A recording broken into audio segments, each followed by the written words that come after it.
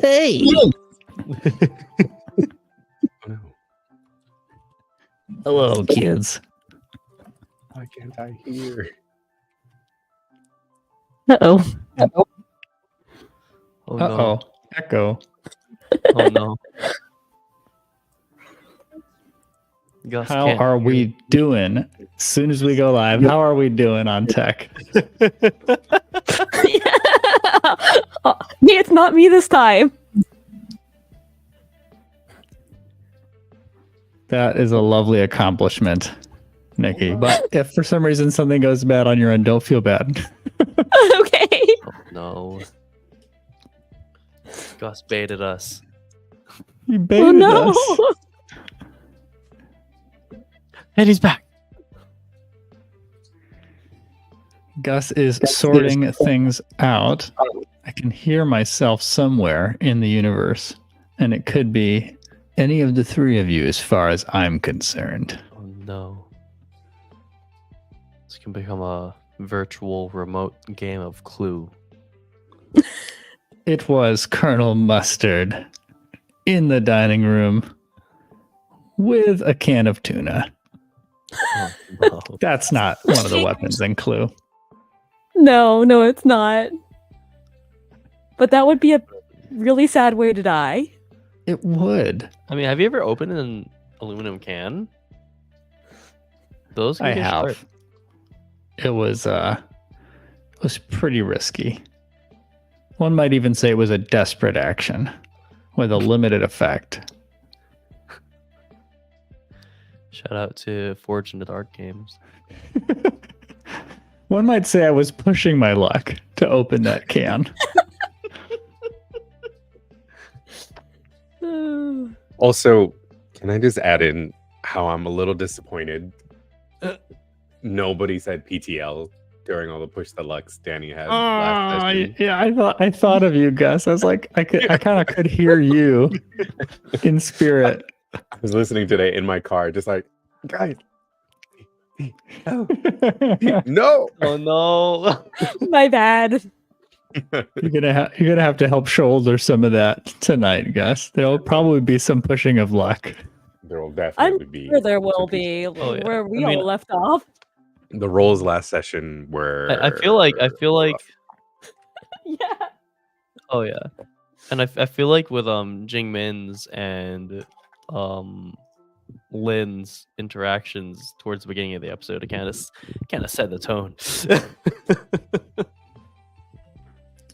Yeah, that's fair. Yeah. Well, I just want to hear Gus talk a little bit about X-Men. How does that sound? Oh my god. Okay. So X-Men 97 is amazing.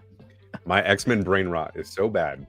I did this giant purchase in about a week because I have no self-control and Oh wow. my Oh, inner Lord, child here. dead. So this is Ooh. almost all of the X-Men Mayfex line of figures. Dude.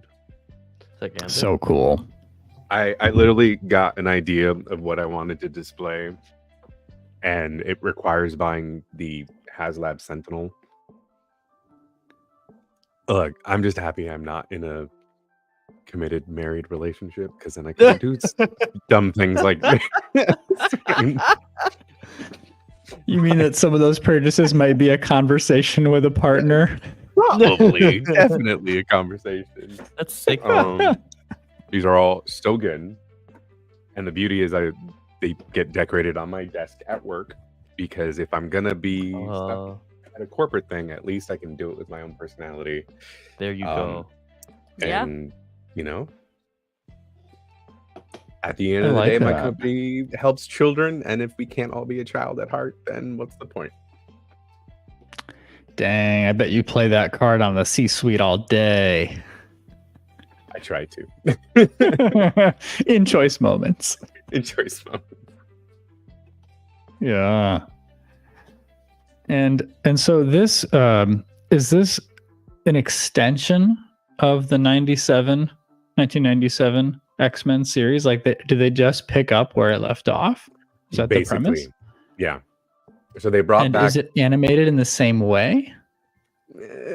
Yes and no. It's animated to look kind of like the 2D animation, but there is it's more of like a CG take. Like it takes an episode or two, then you kind of get over the animation, but everything else about it is just so good.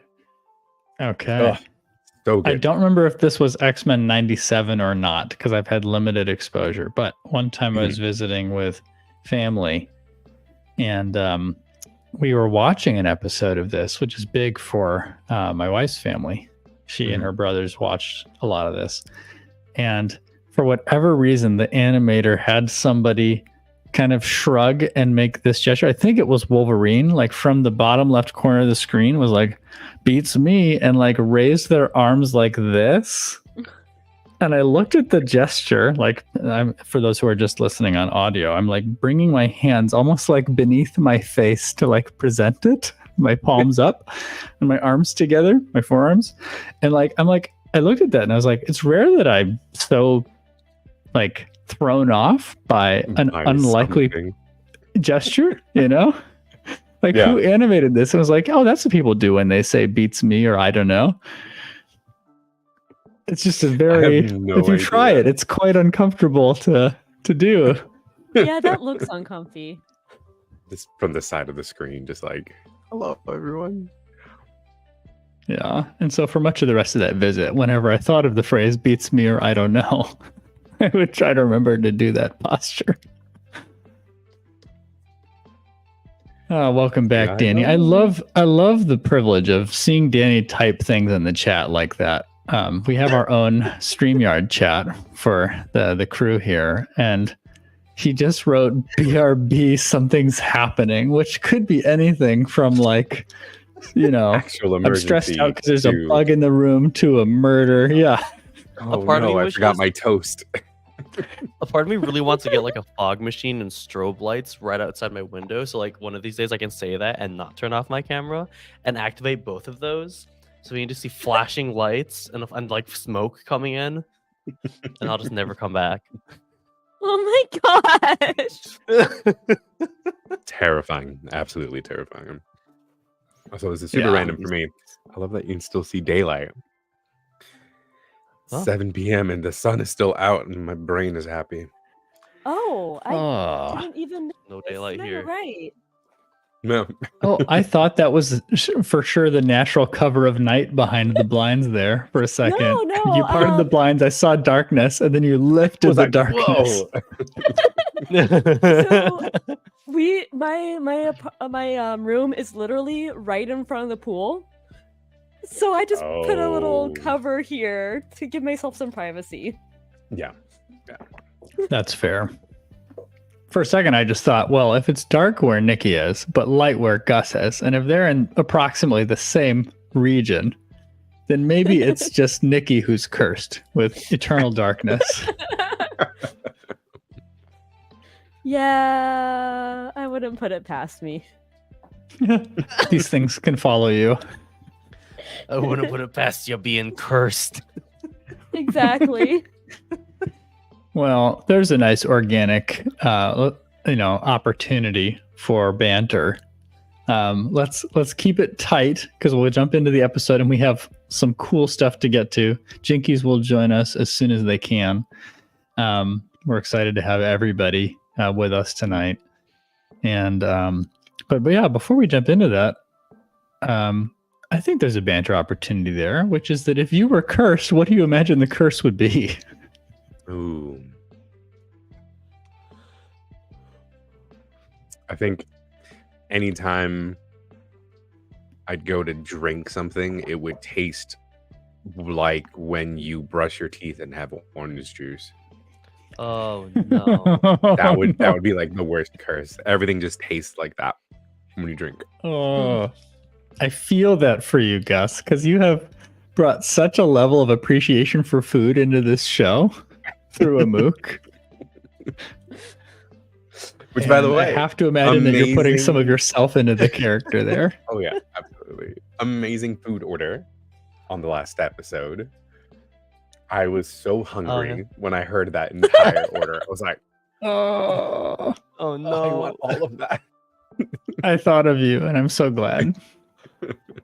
Literally, I didn't have any time for food today. I'm eating Oh no. a snack of literally pumpkin seeds. Oh No, Gus. Gus, we so appreciate your commitment and so feel conflicted and terrible about that. When I say I literally get out of my car and run over here and turn everything on, it's literally that. no! Literally sprinting. Curse your 5 hours of driving a day. I know. It's a nightmare. That's how much Europeans drive in a year. The European mind cannot comprehend a real commute. I haven't had a car in a year and a half. Oh, I just walk and I love miss it. that Anyway, life. Yeah. you know, Walkable cities. anyone else's that's the real curses? We know what Gus's real life curse is, but and his Yeah. fictional curse. I mean, my real life curse is that I can't write unless I go to a cafe, but also that costs money, and I never have enough money. Oh, that's rough. Yes. I struggle Nikki, so much writing at home. It's horrible. Yeah. I imagine there's just so environment many is distractions. huge. Yeah. Yeah. I'm curious, like, are you able to like write where you've worked a shift, or is that like just too much because you've been working there? You know? See, I don't want to be at my job unless I'm actually there to work. Right. And my breaks, like during my first break, I like study my Japanese and eat, and during my others, they're too short to do that, to do any writing. Yep. That's fair. I feel like it takes a special place of work to actually be okay staying there after you clock out. Yeah, probably. I had a friend who worked at a cafe for years, and thankfully things were good enough that he would just camp out afterwards and do work there of his own accord, like other stuff, work on personal projects. Nice. But that has to be super rare. Like, I imagine Yeah. my brain could not turn off even if I wasn't physically required to do something by force of emergency, you know? Nikki, help us. Yeah, no, and it's like I notice things wrong, and I have to like resist that urge to fix it because I'm not being paid for it. Mm-hmm. Yeah. I think if I were cursed with something, I'm just thinking of the worst curse that I could think of. I think it'd be if I were to ever say the letter E, both my legs would instantly fall asleep and go numb. Does that include So specific. any words that have E in it? No, yeah. If you say a word that Like has E in it, then Yeah. your legs instantly go numb. Oh. And the only way to get That's rid a of lot it, of words. the only way to get rid of it is to transfer it to someone else. But the only way to transfer it to them is by defeating them in a wrestling/debate tournament. Is a wrestling slash debate. Hello. I'm sorry, what? Wrestling and Talking about debate? Okay, We're talking something about- I'm we're talking about actually curses. formally trained in. Finally being relevant on this podcast. I mean, chess Wrestling boxing or debate? was like or a debate thing, right? wrestling? Debate Yeah. wrestling. Yeah. Yeah, when you said wrestling slash debate, I was definitely picturing the combination. Like, you must adjudicate this dispute through both wrestling technique and arguments. You have a 2-minute argument and then a 2-minute grapple. Go. I'd want to smash them together, you know? It's like, No, I that was a think- I think great it's counterpoint. Like, while someone has you in a half Nelson. No, yeah. And what's terrible is since you're cursed with that, you have to be talking while you're wrestling. So if you say the wrong thing, suddenly both your legs go numb while you're wrestling this person. And Wow. It's just a terrible thing to have happen to you. I have a friend I The can- pins and needles. 2007 Oh, who this happened to, and it was just not good. That's very specific, and I feel like I both do and don't want to ask more. Hi, Will. Hi. Hey. Welcome. Looking great. Thank you. I We're appreciate glad it. you're here. What a night. Yeah. We are I wonder how if your night will inform your answer. It doesn't have to. We are wondering how people think they would be cursed if they were fictionally cursed. If I was fictionally cursed, I guess the thing is, right, I am cursed in a lot of ways. Mm. Because did you guys know that the first effect of estrogen that kicks in is that you start crying at the drop of a hat? Like I feel like Alice in Wonderland sometimes. You know when she like floods the room and she's like, "Why am I crying?" And then she gets small again. She's just shrouded in her tears. Like that's how I feel today. I'm not saying that because I'm sad. I'm saying it because I'm hormonal. Like that's I like literally feel that sometimes. yeah, it's so stupid, right? But here we are. Mhm. Nevertheless, we persevere. Nevertheless, we persevere. Yep. You do persevere, and it's not stupid, right? There's wisdom. It is intelligence. It's valid. It's just that the world is pretty stupid because Yeah. makes Oh, us yeah. feel bad for feeling stuff. Oh yeah. Oh. Well, I love the tenderness that I'm in now. Thank you for that. Sorry to bring the tension in the other direction. I actually have no idea what you guys are talking about before, but That's okay. You're doing great without context. You're doing great. We're And talking about Fantastic. silly, kooky little things, you know. Mhm. yeah, I did bring up very specifically a thank you to you, Will, for the last episodes, the sidebar, the side, sidebar, the sidebar to the sidebar at the end of the episode. So thank you. I was very caught up and very sidebarred. happy to help, babe. Very sidebar. amazing. Well, a little bit of recap, and I mean really little bit. We'll jump right in after this. We've got two folks trying to break in to the Red Lotus HQ with the help of Cho. And we've got two other folks suspended in air on a bridge trying to occupy a potentially very dangerous enemy so that the other group can have some effectiveness in breaking out the Red Monsoon, possibly some artifacts that Fumi is hoping to find, and to get out of there before it blows up. Though the trap is not set in the sense of explosives being set, so it may not blow up. We'll see what happens, because we play to find out here on Relics of the New Republic. Yep.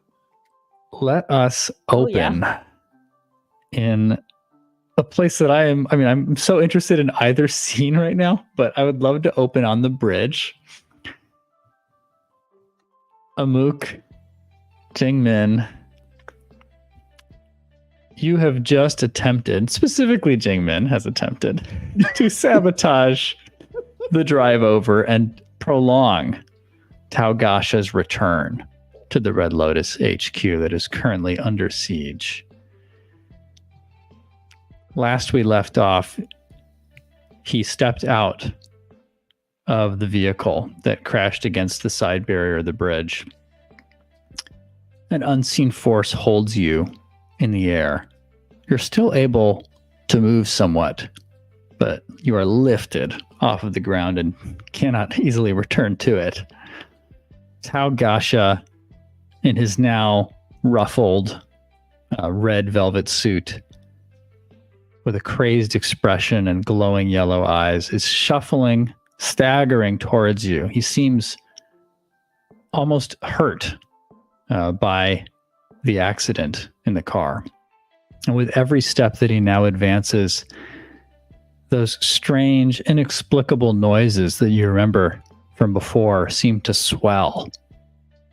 This furious scratching sound of a pen on paper, the creaking of wooden boards, the slide and click. And now it's clearer, the sounds of an abacus.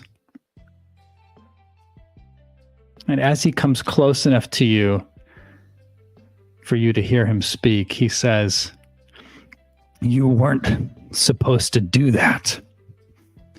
But like I said, I'm only good at 2 things. And he raises his hands as though about to bend and freezes, as though held in place himself. Yin Shen, what's the meaning of this? And then a voice, or is it 3 voices? Hard to say. Calculating. You begin to see a faint apparition around Talgasha's form. And as it comes into clarity, I imagine horror strikes. You see the faint figure of an 8-legged spirit with a torso and 3 sets of arms, each belonging to 3 faces, all fixed in thought. One face and set of arms to the left, scribbling on a long unraveled scroll. Another to the right, counting feverishly on the abacus.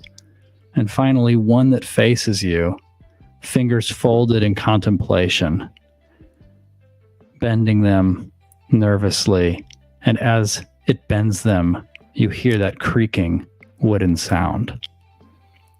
Yin Shen, with respect, this was not our agreement. Calculating, the chorus repeats.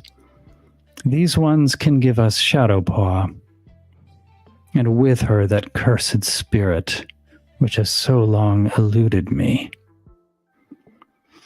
I don't like loose ends, Gasha protests. In this lucky moment of struggle, guys, you have a chance to act. What do you do? Oh, Jing Min looks at what the heck's happening and looks at Amuk and looks back at that and looks at Amuk again. Amuk is just doing the same thing, just like trying to think like, okay, can physical attacks hurt spirits? I don't remember. Oh my god, I don't. Dude, what? Jing Min will look at Amuk and just mouth. We need to run. How much can we move? Can we move at all? Yeah. Like how high up off the ground are we? Yeah, just a couple feet.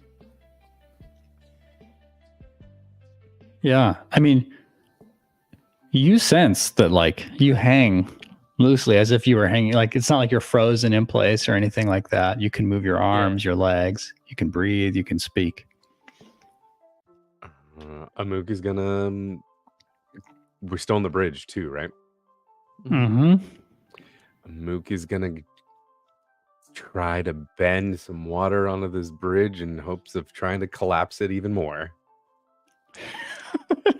Now, just so you know, the bridge has been repaired. Hey, if the city's like any other city, that red tape is real. They cut some corners in that patch job. The comptroller is definitely being paid off by someone. Mm-hmm. You're not wrong.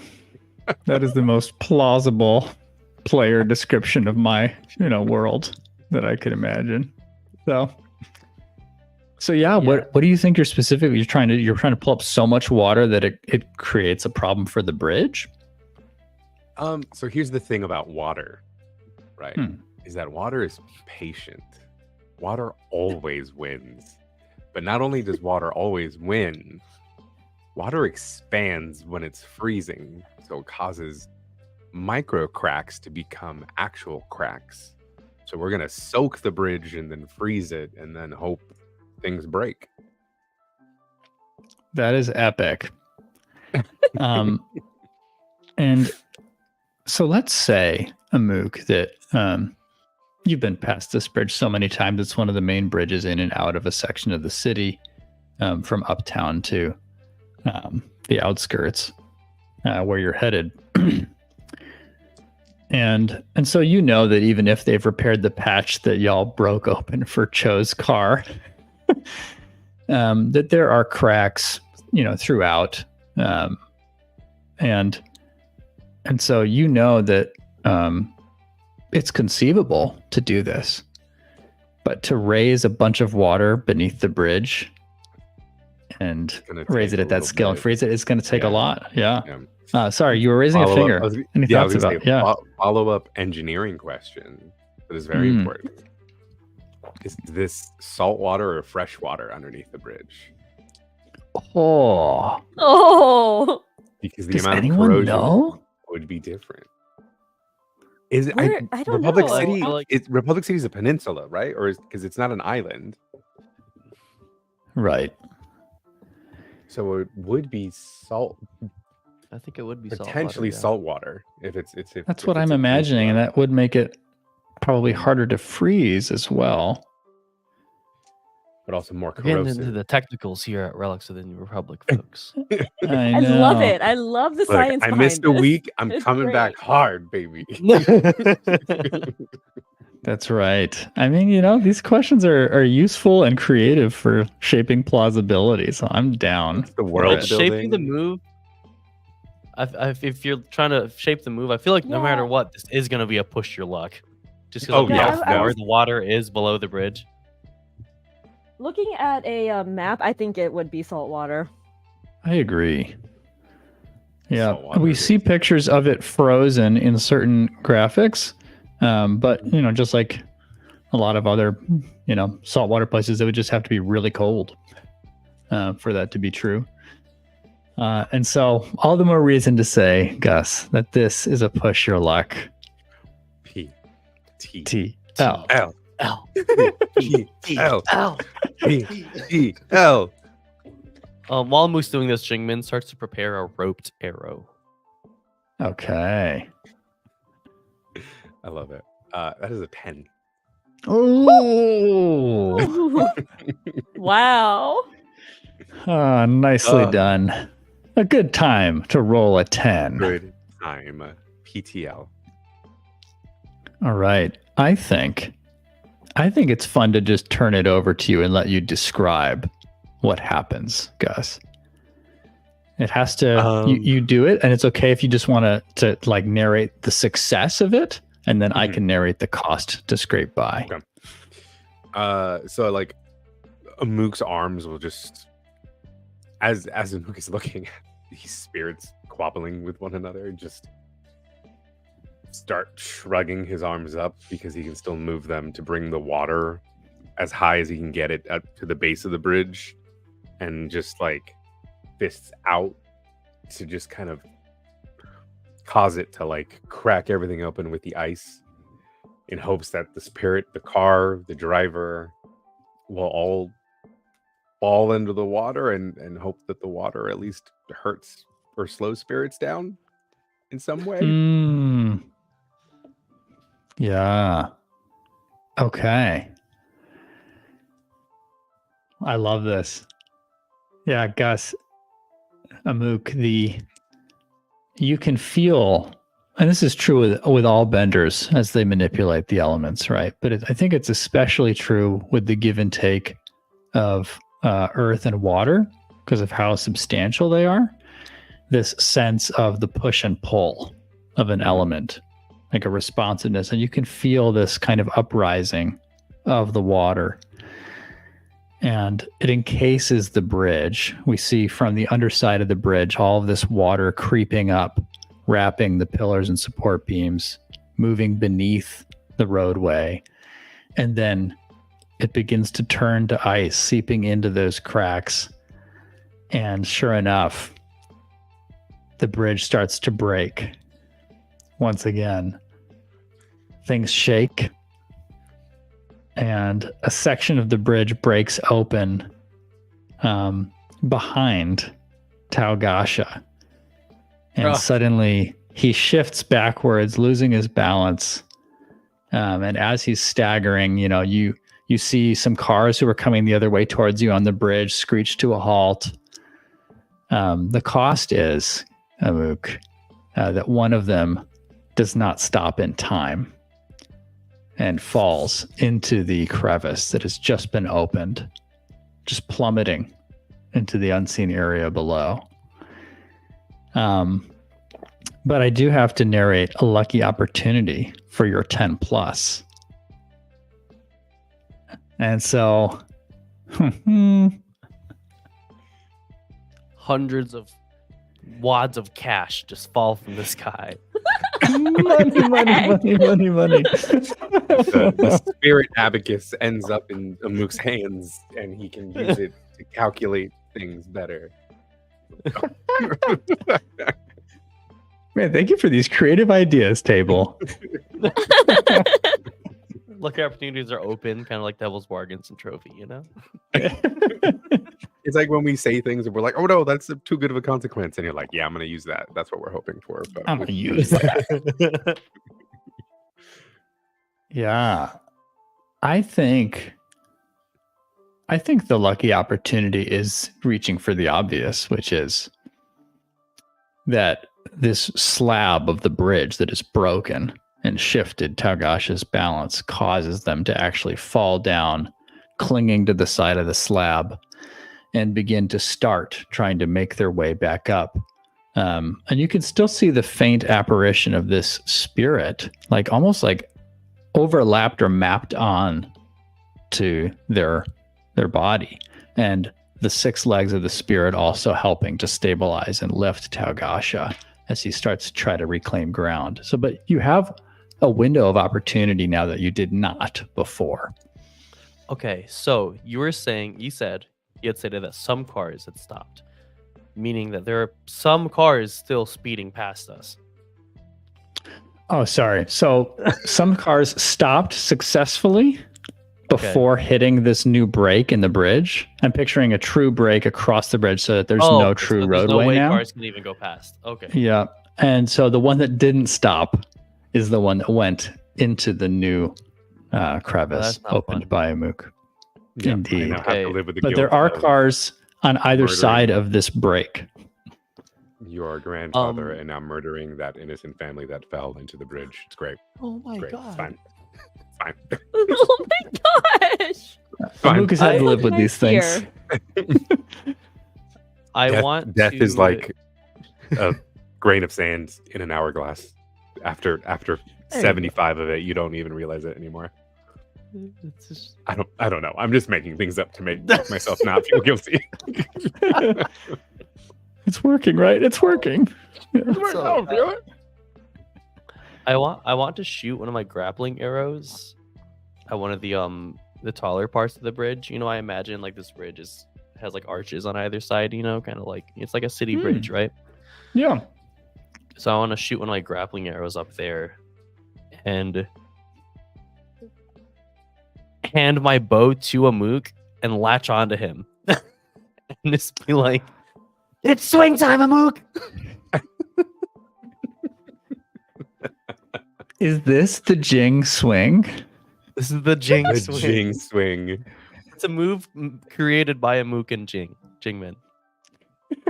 This is not our fastball special. This would be our change-up special Yes. because we have to change the item to me to swing. Yeah, because I'm actually handing you my bow, and Yeah. you're one of the only people who I will actually like hand my bow to, but only for the length of the swing. I always yank Yeah. it right back as soon as we're As done. soon as we're swinging. safe on the ground, it's like no, out of your hand. I Yeah. like it. I think it's a rely on your skills and training, Jing Min. And so you latch on to Amuk. Amuk, you have opportunity if you wish to try to resist this. Any Amuk response? is going to start. Actually, no. There's a response. Amuk's going to start running towards the edge of the bridge, purposefully trying to step on Taugash's fingers as we jump off the bridge to swing to the other side. Yes. Okay, so you're kind of adjusting the trajectory of where you're running to and then swinging Mhm. from. I want to Okay. see if he has a physical form and if this will physically hurt him. What do we have, Danny? All right, I'm going to roll. That is 2 6s for a 14.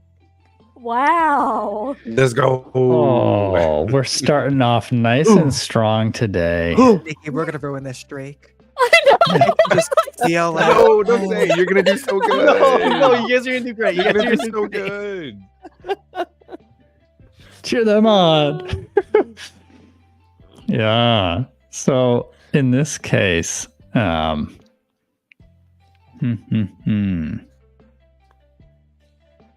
there's no strong hit benefit. I always forget to rely on your skills and training, except that you get out of the zone where you'd have to have a consequence or mark of fatigue. So in other words, it's just a clean success. Jing Min, take the camera. Yeah, so Gus already stated that Amuk started running, so I think Amuk already knew what Jing Min was planning on doing. So as Amuk's running, Jing Min draws the bow back and shoots it up at the part of the archer that's high enough where they can get a big enough swing. And as it hits that part, and she's holding the arrow and bow by the rope, she just sort of like hands it off to Amuk as he runs by. It's like passing the baton. And as he runs by, just when Legolas was hopping on the horse that Gimli was on in the Ride of the Rohirrim. Mhm. Okay. Yep. Like that, she sort of just swings up and around him, piggyback style.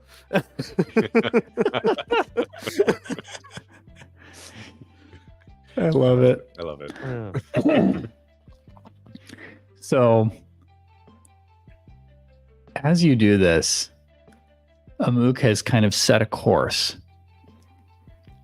And Amuk, you do stomp right at Taogash's fingers as he tries to steady and prepare himself to stand. He's trying to scale this unstable slab that is threatening to fall into the new gap between the bridgeway that you've broken open. And you do feel beneath your boot. You wear boots, right? I'm picturing boots. You feel beneath your boot. Hose out for everyone to see. Just barefoot all the That's time. Open-toed Oh, boots. no. No. Full boots. Full boots. Full boots, everybody. Full boots. You do feel beneath your boots that it's just like stomping on any other material thing. Just like last time we stomped it's- on fingers. Yeah. We all stomp on fingers all the time, right? So, Yeah. and so I'm picturing you step on towards Taogash's hand, but you were also trying to step on some aspect of the spirit, right? Mhm. Yeah. And so you feel, it's like his form is overlapped with this visage of the spirit, and you feel that same resistance as though stepping on flesh when you step on one of the spirit's 6 hands. Do they fall in the water? Do they lose their grip? They do not, my friend. Because as you swing away from them, finally Taogasha seems to have rallied and steadied himself. His eyes still yellow, the spirit now lifting him in the air above the falling pieces of the bridge. He raises his hands towards you, and some pieces of slab and broken concrete and stone begin to lift into the air around him. You're further away now as you're swinging out past the edge of the bridge. You have an opportunity to drop past it or whatever you want to do. But Taogasha, still apparently in struggle with this spirit, screams, "Let me end them!"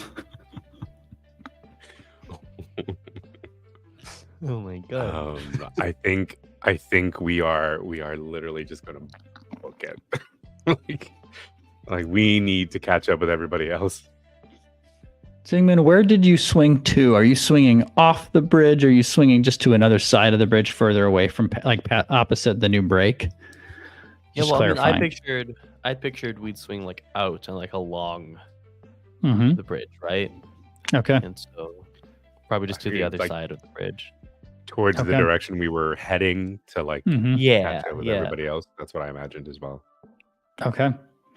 Yeah, we see you swing to that side, release, still in your piggyback formation, and land safely, safe for the moment. And we cut to Lynn and Fumi just That was as the Will most Jinky's camera goes perfect I was dark. gonna Time say, camera. literally, I thought it was on purpose. It was so perfectly just end camera cut. You know, I the was crazy gonna part is it wasn't say- on purpose. I just got uncomfortable and had to make some adjustments that can't be done on camera. Let's just say that. Oh no! Oh, no. That is You okay. have to bring attention to I it. was I'm gonna so say- sorry. I imagine at the end of that last scene, as they're running off, all the horns around them are just honking, like, and people are flipping them off for what they did. Right. Definitely. I feel like in our story, instead of the cabbage guy, we have the bridge guy who gets a call at 3 a.m. every single night when this happens. The bridge collapsed again. He is like, oh God. He looks at his wife. He's The in. bridge collapsed again. I have to go fix it. The wife's Honey, "Why is you it gotta always do it." you?" It's job security. Well, yeah, I would love to just have the camera linger on like one particular car with like a depressed looking dude who like everyone else is yelling and angry. And he's like, okay, tax dollars down the drain. Oh no. No. One person's like, I'm gonna lose my job at the Al Cafe. I'm gonna be late. And I'm okay with that. That's why they Like, never no have any more employees owls. in the Owl Cat Cafe because they fire you if you're late. Wow. Well, Yeah. Nikki and Jinkies, we cut to Lynn and Fumi and Cho. Lynn, you have just raised into the air these fine darts, if you will, of paint, Yep. Yep. ready to pin LJ and the two Red Lotus sentries that stand on either side of him to some wall or surface. I don't know. The goal is whatever's behind them directly. Okay. I didn't ask the details of what they were standing in front of, so that's on me. But It's all good. It's all good. I can give you a wall. thank God. I do not feel that it's overly generous to give you a wall to pin things to. So you're good. Thank you. Yeah. And did we roll for this? I don't think we did. Okay. Yeah, that sounds right to me. You did not. Sorry, I had a mouthful of pumpkin seeds. Oh, we Having saw you just- shaking your head. Okay. Having just listened to the episode, you didn't know. Yeah. So, Jinkies, here's what I'm thinking. I'm thinking this is something you've done before. Mhm. So it's probably a rely on your skills and training. Unless you're trying to pin all three targets at once. Then I think it's probably a push your luck. What do you think? A push your luck is a passion, right? Indeed. We're not doing that. We're not feeling that passion. No, You're we're gonna creative, do but one not- person and be a little useful. Yeah. Yeah. Okay. Focus it is. I would love to see what you roll. That's a 9. Hey. Yay! I'm feeling the pressure shift to Nikki now. It's like, don't break the streak. Oh gosh. You're gonna do great. You're both gonna do great. Whatever happens, happens, y'all. It's a good story. Yeah. So on a 9, rely on your skills and training. You do it. You do it imperfectly. So what would those would-be consequences be? Are you targeting LJ in the middle of the Yeah, three of them? yeah. Yep. Okay, just making sure. I assumed that, but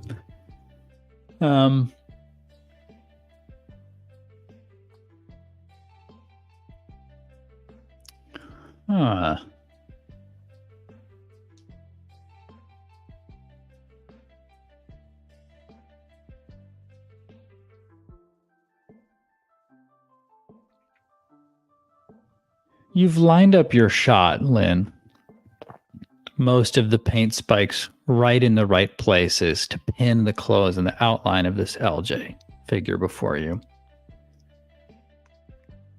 But there wasn't a ton of time to line up the shot. And some of the paints are a bit further out, kind of creating a broader spray for this barrage. And I think that you see this as you begin to send it out with your earthbending. And you realize that it will weaken your hold once you pin LJ, unless you mark a fatigue to really rein in all those pieces last second into the outline of his clothes. Yeah, let me mark that fatigue. Just gotta keep him out. Okay. In that case, he is pulled straight back into a wall. His eyes still glazed over, but a bit of shock seems to set in. He drops the handcuffs that he offered to y'all to try to get you to come peacefully. Classic And he LJ. is pinned against the wall. For a moment, the Red Lotus sentries also seem surprised by this technique, and they turn back at him. Fumi, what do you do? The door has closed and sealed you all in. The alarms are blaring. You know that Donna and Perla are in the cell next to you, cheering you on. Do I see any sort of key to open their cell? Ooh, I think that's an assess the situation. Here's your roll, Nikki. Oh gosh! Here we go. Roll creativity. Ooh, I got a 10 on the roll. My creativity is a -1, so that's a 9. Yeah. Let's go. The streak is alive. Yay! The streak is alive. You did it. We- I told you. Well, my question is, what here can I use to free Donna and Perla? Yeah, that's a great question. Yeah, you look around, Fumi. And while it's not obvious that there are keys anywhere, there is a panel. It looks like very crisp, cutting edge technology. It kind of stands out against the otherwise dilapidated state of this repurposed hideout, this building. And it's got a bunch of codes on it and a display. And in this snap judgment, you surmise that this is related to and controls these cell doors. Okay, Fumi's gonna try and head over there. And if there's anyone in her way, she is ready to fight them. Like, she has her staff, like, ready to swing at anyone. Yeah. The way I'm picturing it, and this is kind of off to the side of the main hall, just a few steps away. And so Cho is able to occupy the 2 sentries that are left gawking at Lynn's work. But I think it's fun for flavor to have you, as you step aside, just like swing out your staff and trip another Red Lotus sentry who just rounds the corner. Yes.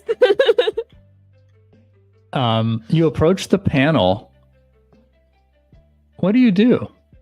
You see buttons related to cell numbers, perhaps. There's a bunch of, there's, and then there's just like a large green button on the bottom right of the panel. If she hits the buttons with the cell numbers, do they do anything? Yeah. So if you hit, 2 in combination, like, one sign and then a number, that shows on the display and then just blinks a few times as though it's in some sort of limbo and waiting for a confirmation. She's gonna try that and hit the green button and see how many cells she can open up. We are doing a full jailbreak. This is so fun. I think there's like an aspect of this that I do want to feel random. Like this feels like fortune die type of territory. It pretty much is, because she has no idea which cell is which. So here's what I'm going to do. I rarely ever get to roll in this system. But I'm going to roll. Like this feels like a roll on the wild magic table. Mm-hmm. And I'm going to tell you what it means, because instead of just going cell by cell, I'm going to say these codes correspond to something, but the higher you roll, the more cells will open. Okay. On this fortune die, or the higher I roll. So here's a 1d6. Am I rolling too? Let's see. That is a 6. I think this is super fun. So yeah, Fumi, you start pressing combinations into this. You press one, cue it up, press the green button, and you just hear a bunch of metal sliding as 6 doors in different locations around the hall open. And people start pouring out of these, including Donna and Perla. Yay. Did we get Kumari yet? Or we haven't seen her? Good question. You have not seen Kumari yet. Yeah. Sounds good. All right. You better rescue Jing Min's adoptive mother figure, I swear to God. We are trying, I promise. I see the effort. I believe in y'all. And we cut for an ad. Steve, that's evil. Why? On a cliffhanger? Big advertising? Oh, I see. Cliffhanger. Yeah, I'm sorry about that. It'll be short. We hear ads to read. I had written one a while back, even though it's probably incomplete and quite silly. I think it's about time we revisit Rainforest Roots. We hear the familiar downpour of rain in the rainforest, the pitter-patter against large leaves, the sound of water pooling and splashing in puddles of mud, and strangely, 2 people standing there who are dressed as though they just live in the city and not at all in the foggy swamp. A woman approaches a young man. "Hey, stud, want a piece of rubber?" and offers him a pack of gum. Oh my God. "Oh boy, do I? That'd be swell." "Do you know where it's from?" "No." And she points down. "The roots of ancient trees.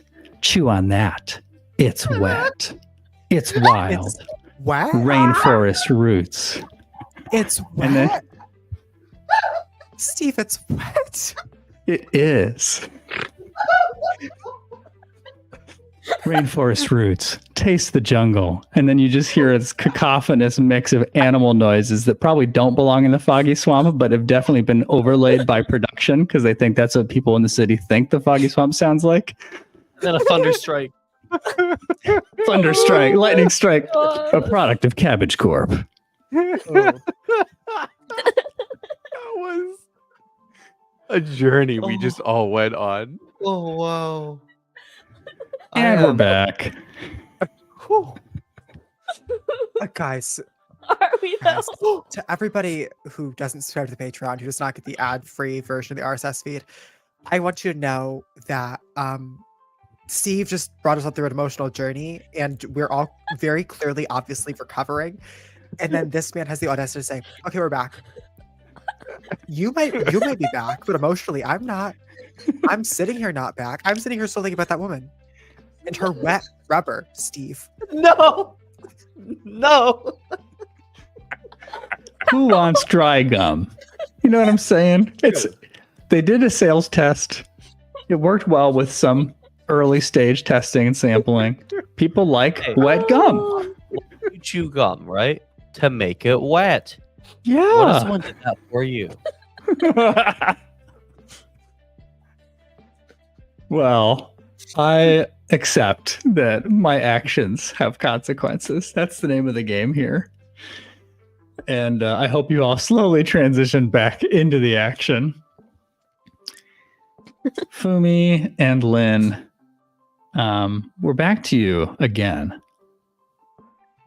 I can't. Donna and Perla have just joined the fray.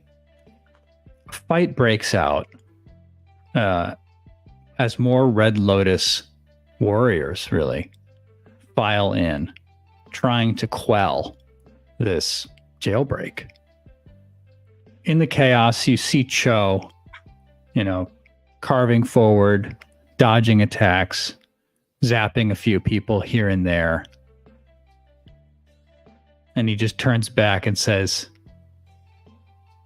I don't know how much time we have.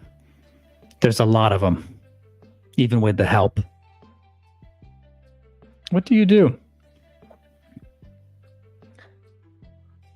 We need to find, we're still missing Kumadi. Oh, right. My best friend. This is Yeah, gonna you go remember well. her.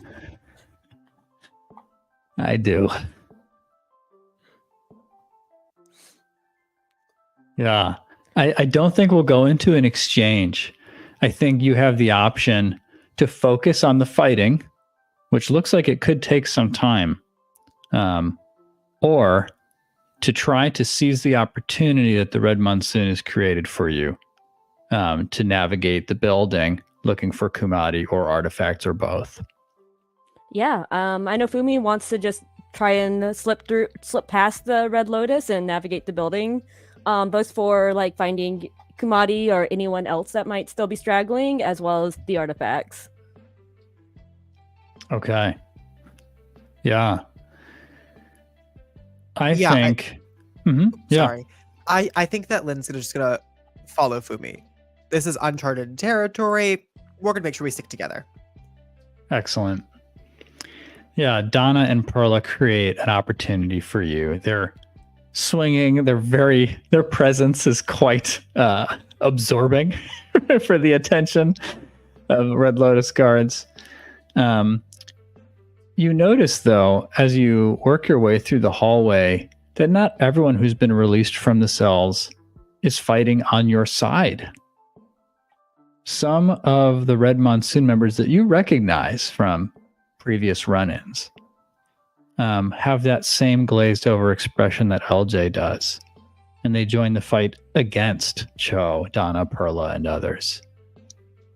As you make your way down the hall, you see Kumadi still behind bars, pressed against them, looking eagerly, desperately, trying to get a glimpse into the action. But at this edge of the hallway, you have time, it seems. The rest of them have bought you this time to try to get her out. All right, yeah, Fumi's gonna try and see if there's another panel near her cell. And if not, if not, probably see if there's anything else that she can use to pry open the bars some. Yeah.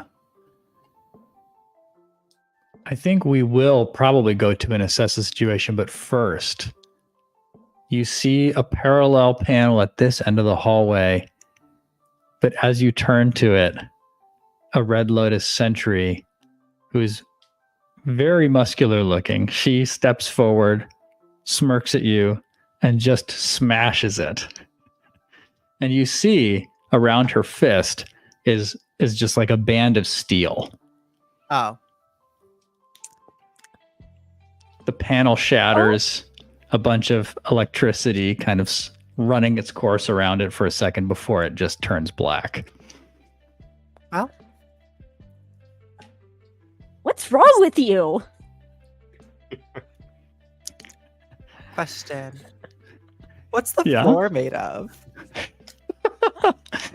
Man, you love asking about building materials, don't you, Jinkies? I am an architect connoisseur, Steve. At this point in my life, all I care about is if Republic City is being smart in building buildings out of stone, or if they're being wildly inefficient in destroying the environment by using wood.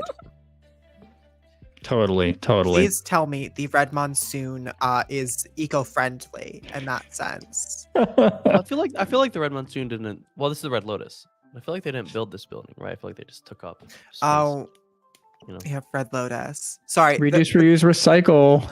the two red Yeah. throw me off. How eco-friendly was the builder? Yeah, that's a great question. And I do think most of this has been concrete. And so that is what the floor is made of. It's like Linen cloth. yeah, it's gonna sound so messed up. Go with me on the journey here. Yeah. Gosh. After that ad, I think we're fine. Yeah. Benchmarking. We're ready for anything now. Thank God. I assume that the wall that she just smashed is also concrete, right? Yeah. Yep. If she gets smushed between two walls, does she die? Just asking for my ethics. Really, If the intention is just to bring them close enough to pin her, you could spare her. But in general, I think if people are crushed between two walls of concrete, they tend not to do well. Yeah. Okay, then we'll just pin her if that's all right. Oh yeah, you could certainly try anything. Yeah. Yeah, I think. The ominous. You can try whatever you'd like. Go ahead. Yeah, Lynn's just gonna say, this is the worst day, and you are not helping. And just pin her between two walls. Yeah. So you're essentially just breaking off the concrete, like a big section of wall that this panel was on.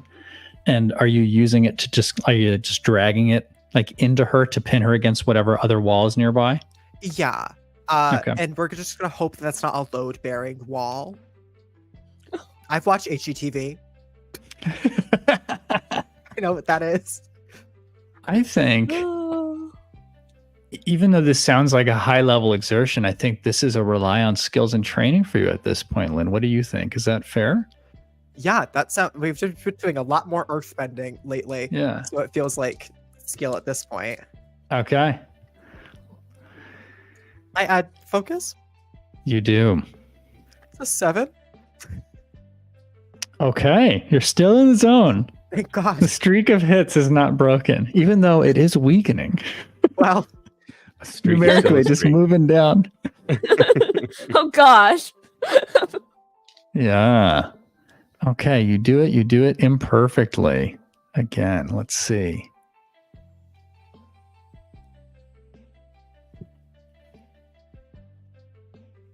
Yeah. Lynn, you rip this wall away from the structure yes. of the building and slam this metal bender in between two slabs of concrete. Oh, metal bender. I was Well, hoping yeah. she was just really strong. Just slammed her hand right into it. My little hint was just that metal was wrapped around her fist to accentuate the punch. Not that she needed to be a metal bender to have, like, Yeah. Wouldn't she like electrocute herself like that? Yeah, Steve, shouldn't she electrocute herself? maybe. Electrocute herself? Maybe, y'all, maybe. Details. Yeah. And what I think you notice as you just rip this section of concrete out is that it exposes a bunch of electrical wire and just, it just like starts to it's going to flail out towards the room and even at Fumi. Oh, now we care. Unless you mark that extra fatigue once more. And in this case, use your other hand and split your attention to try to bring some of the rubble that's just come exposed to sort of pin down some of those cables. Yeah, okay, we'll do that. This is the most tired Lynn's ever been in the entire campaign at 3 What- fatigue. Isn't Oh, that Oh. wild? Are you serious? You've been so careful. I great. love it. I feel like that's so true to Lynn and what we've seen of Lynn. Yeah. Like, Lynn's not trying to get everyone to jump into the fire all the time. Just, one bad fight with Jing Min, and suddenly we're having a day. Y'all will talk. We'll see. Yeah. Okay. So yeah, you mark that fatigue and you were able to resist the worst of it. Fumi, some cables nearly lash out at you, but this rubble is brought into place to weigh some of them down before you get zapped. For the time being, it seems like that target is neutralized. I wonder if it also gives you an idea. I think we don't have to roll assess the situation right now, Fumi, unless you're unsatisfied with this, which is fine. But I think, you notice that the same concrete floor and structure is around the cell that Kumadi is in. So Lynn could bend it. Thanks, Lynn. Are you still good? Do you think you can use the same, get Kumadi out with that whole thing you just did? Yeah. Just keep an eye on her for me. Okay, I got you. Okay, yeah. That was awesome, by the way. I'm really trying. I just... Okay, yeah, Kumadi. And break. And Lynn's gonna try it again. Yeah. Tell me the specifics of your approach. What are you thinking? Well, the first thing that has to happen is that Lynn has to let go of the other two rocks, which is very scary considering what is behind both of them. But so Lynn's gonna approach the cell, just put her hands on the concrete and carefully, I don't know a good way to explain it, as if her hands were magnets, and walk back with it. Mm-hmm. Trying to use a lot less effort this time, making a person-sized hole rather than a FU-sized hole, Yeah. Okay. I'm trying to think about how much pressure is on you all in this chaotic room, and whether or not there are other factors that will make this difficult. I think what we'll do is we'll say that this is still a rely on your skills and training. Okay.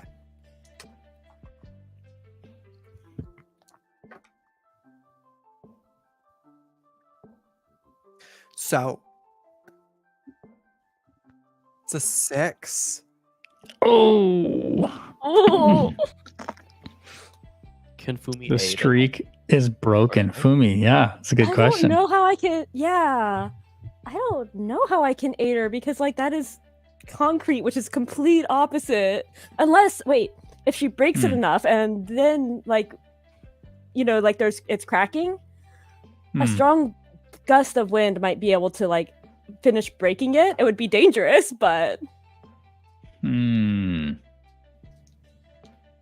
Yeah. If you'd like, you can mark a fatigue, Fumi. I will do that. You lend your efforts to Lynn. She begins to pull the section of wall out, creating a space in Kumadi's cell. And we see Fumi wind up to blast it the rest of the way as we cut to Jing Min and Amuk Sur. You've made it to the other side of the bridge, you two. You've heard Tao Gasha's rage. What do you do?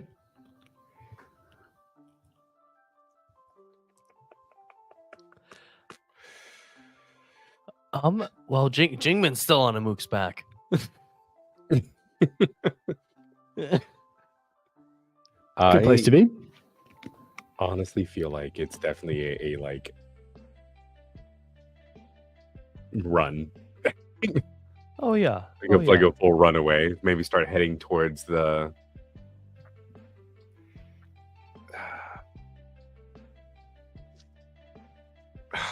No. What are you thinking there, Gus? Okay, so objectively, Amuk is thinking, yeah, we need to run away. But tactically, Amuk is thinking, okay, Fumi and Lin can handle themselves. And if we don't slow down here with Taugasha, they'll catch up to Fumi and Lin, and they won't have enough time to do what they need to do. So maybe it is best to just keep Taugasha occupied and slowed down and away from the Red Lotus base.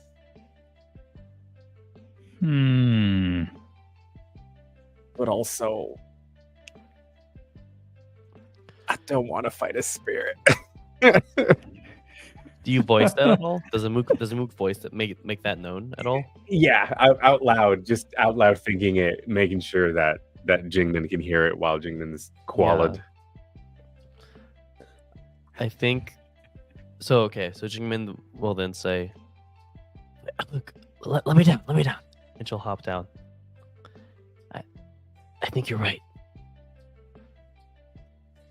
We don't know how long it's gonna take Fumi and Lin to do what they need to do, and Cho. I guess I forgot that he's involved in this. He's just with them. there. Cho's there for backup, right? Like, Yeah.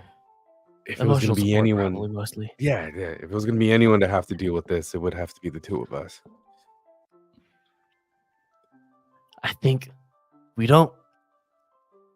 It's not a fight we need to win. It's just a fight that we need to make last as long as possible.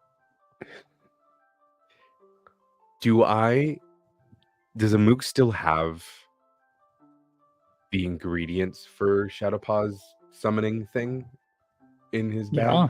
Yeah, I can't think of any reason why you wouldn't. Jing Min, I need you to buy me 2 minutes.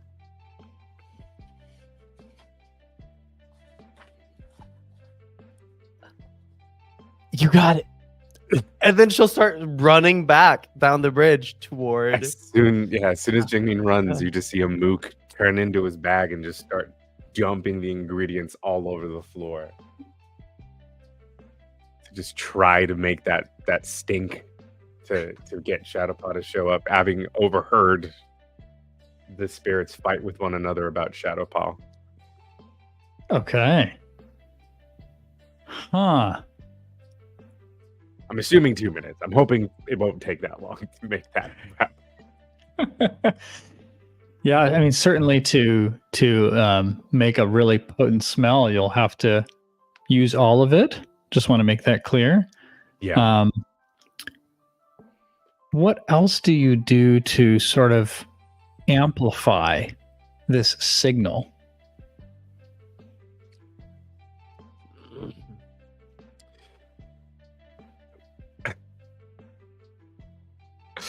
Ooh.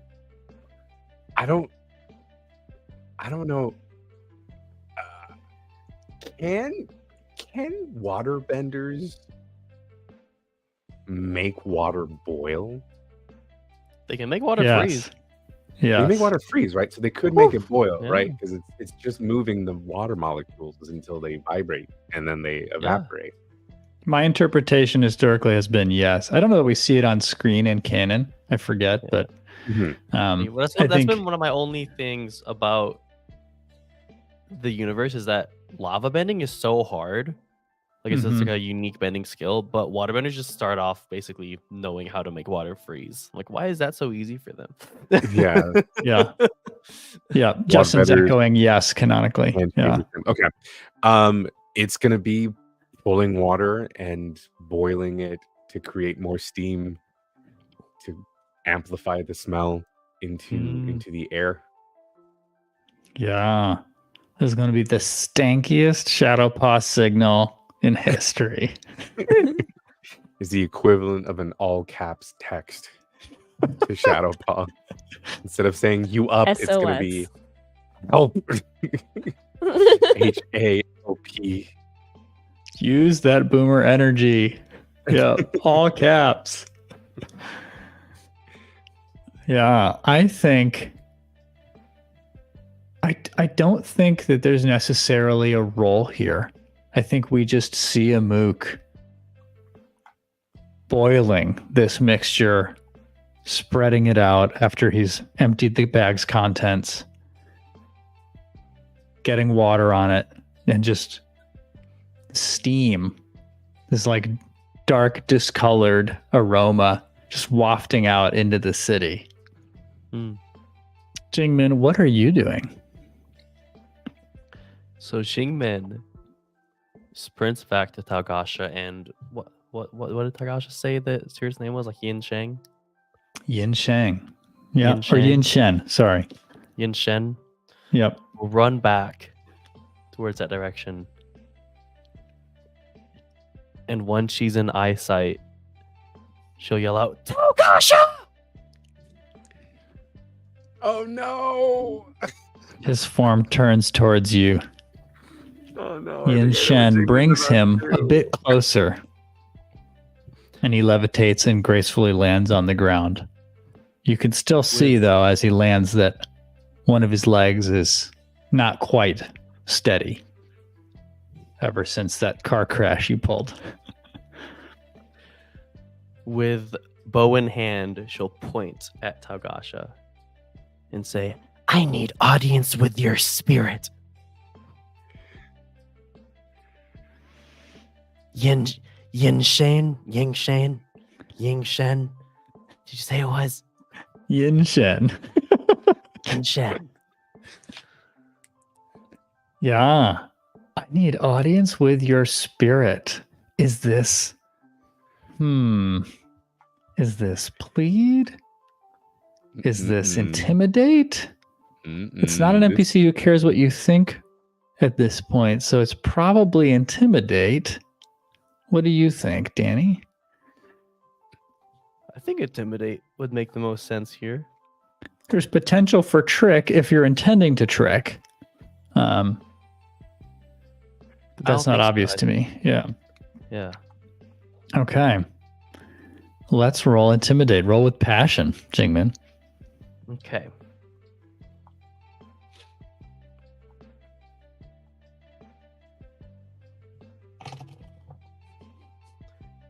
That is a 6 and a 1 on my dice for a 7. Let me consult the sheet for a 1 from passion, giving me an 8 total. Okay. Yep. On a hit, you choose 1.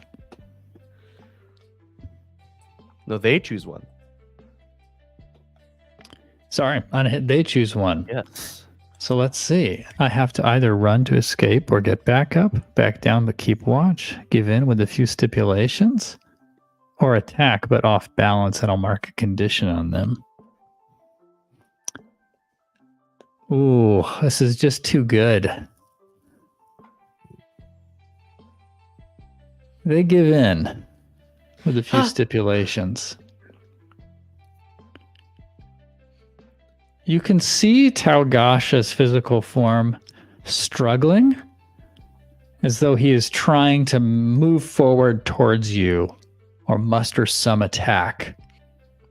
But apparently Yin Shen keeps him at bay. And Jing Min, you see this faint apparition become more and more solid until Taogasha's form is completely hidden or obscured by the form of the spirit.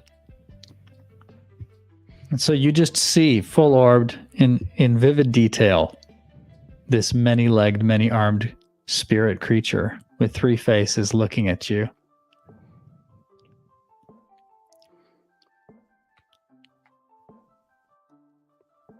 Yin Shen. That is my name.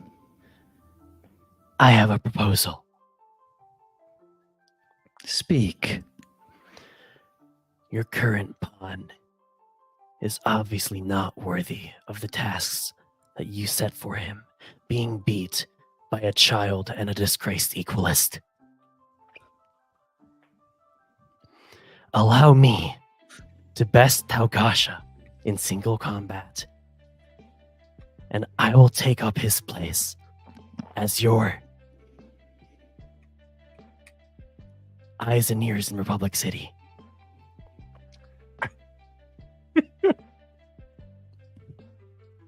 Oh no. Eyes and ears. And Eyes and ears. The chorus of voices echoes. What? Jing Min? she said, and feet and arms. And the ends. Do you mean to promise that you would cleave body to spirit and allow me to indwell you as I do Taugasha?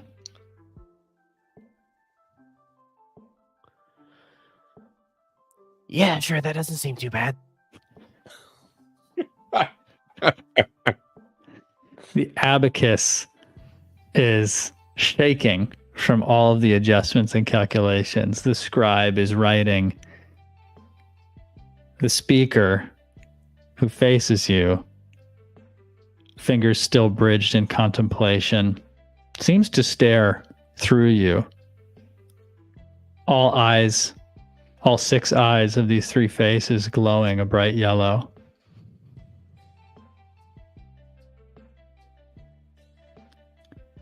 Taugasha has failed in some respects, but your case is compelling. I would like a roll here, Danny. Can I use my Prodigy move challenge for the role? Let's take a look at challenge. Although I'm not technically challenging Yin Shen, I'm challenging to fight Taugasha, but I'm sort of it's one of those like, bring me your best warrior. You know? Okay. The move that I've tried to use so many times before, but it's never seemed to land. I had a feeling that's what it was going to be. I was like, oh no, I know exactly what he's doing. Oh, the wind up. I was like, I asked for 2 minutes. That's the worst possible way. Yeah, buy time. Buy Gotta time. buy time. Why would you ask Jing Min to buy time? It's all he had. Who else would he have asked? We've had this whole arc. I was hoping this was the moment Jing Min was not going to run straight to a one-on-one challenge.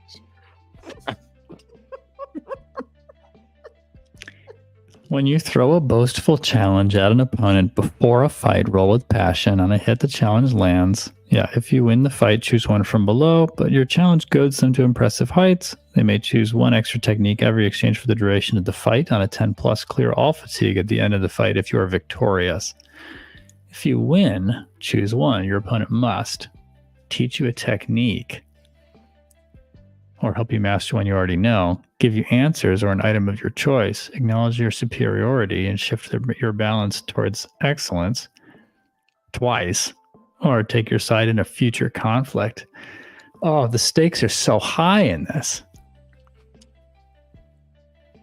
Sorry, I also realized I could have just read off the move rather than waiting for you to go and look it up. So I Oh, it's apologize. okay. It's okay. It's a lot of text. Works Sometimes, better. you know, Works it's better been a there. while.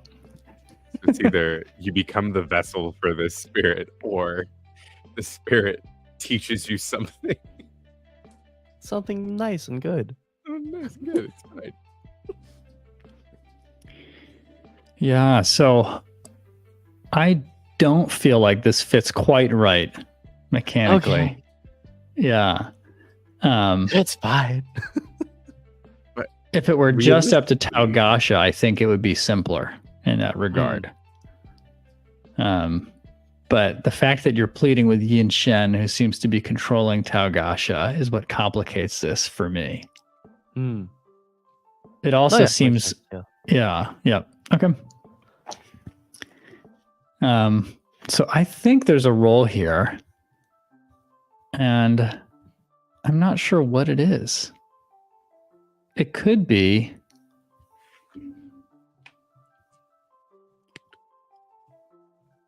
It sounds to me like Jing Min wants to become the avatar for Taogasha. She wants to become the avatar herself so she can then rule over all 4 nations. It sounds like an avatar role to me. That's her ultimate. I'd like to use my avatar move where I become the avatar. I can see once think- again I can see it being between plead or intimidate. Yeah. Yeah. I think that this is more plead. Okay. Roll harmony for us. Oh, well, good news for all of us involved. My harmony is not the greatest. So, but thankfully, I am not troubled. So I'm just rolling with not the greatest harmony. Are you hoping to Whatever lose show. this roll, Danny? First show is on the. I'm hoping that the dice does what the dice do. All right.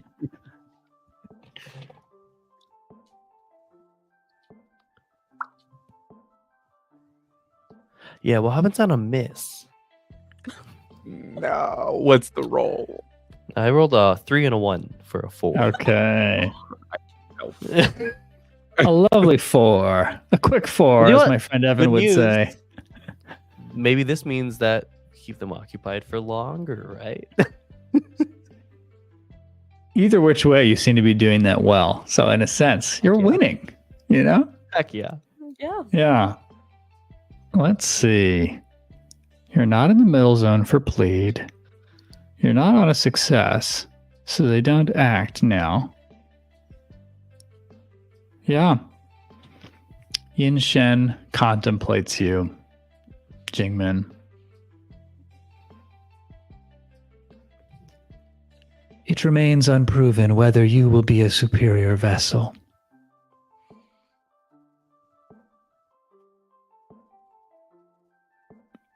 At the moment, my interests align with Taogasha, disappointing though he may be.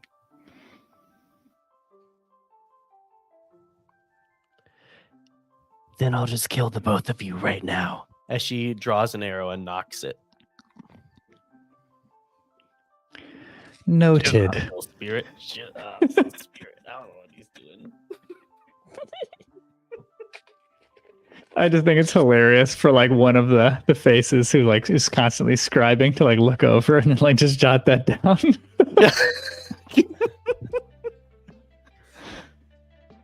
Yeah. The apparition fades a little bit more again until you can see Taogasha's arrested form. And suddenly, it's as though he's cut loose from the strings that have been holding him. And he lunges forward at you, Jing Min. I think we're entering an exchange. Okay. It's been so long. I know. While you decide your position, or your approach rather, let's cut back to Fumi and Lin.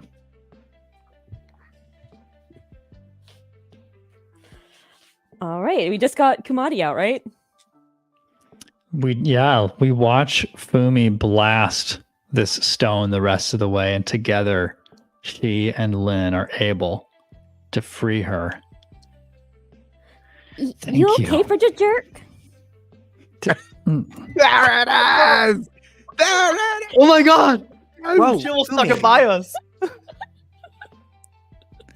Let's go! Kumadi smirks for a moment. You see relief in her eyes. Yes.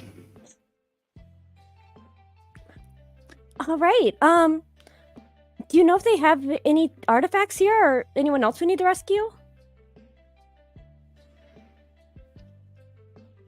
Oh, that's a good question.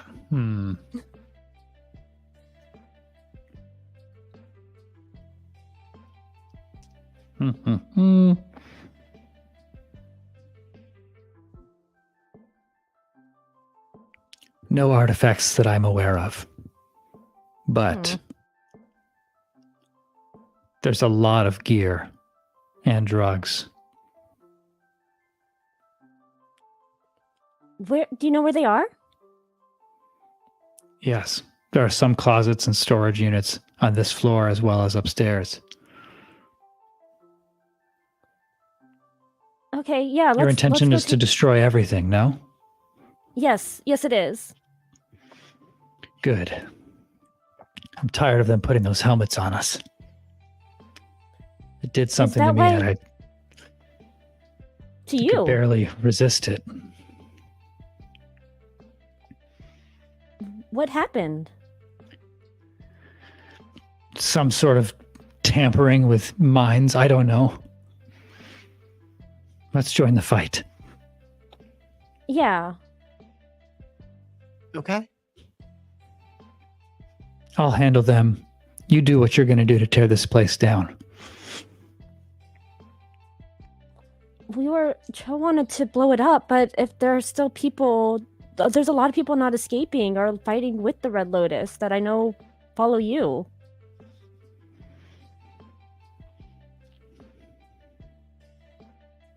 How much time do we have? I don't think he said it yet. If we can stop him from blowing it up.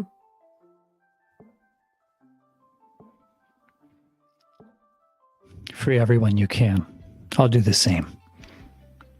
Okay. Okay. And Kamadi heads back down the hall towards where many others are fighting.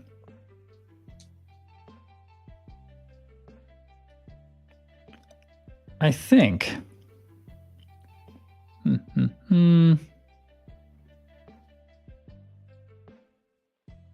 It's hard to figure out time and sense of urgency here. Sun has set. Your dinner went long. We know that. And so Jing Min and Amuk have, to your knowledge, done a good job of delaying Taogash's return. I think the pressure comes from the sheer number of Red Lotus members who keep filing in to the halls and fighting the now overwhelmed Red Monsoon forces. Yeah. Mm-hmm. Time is short. Cho breaks through and meets you both at the end of the hallway where you stand by Kumadi's now empty cell. If we're going to plant these bombs, we got to do it now. Okay, I don't know if we have everyone out yet.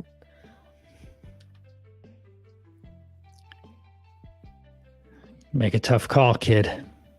I can't do it for you. I'm trying to win the war, not the battle. Yeah, but I don't think killing some of our allies is going to win the war. I think we need to focus the bombs more on the gear they're using to control people. Agreed.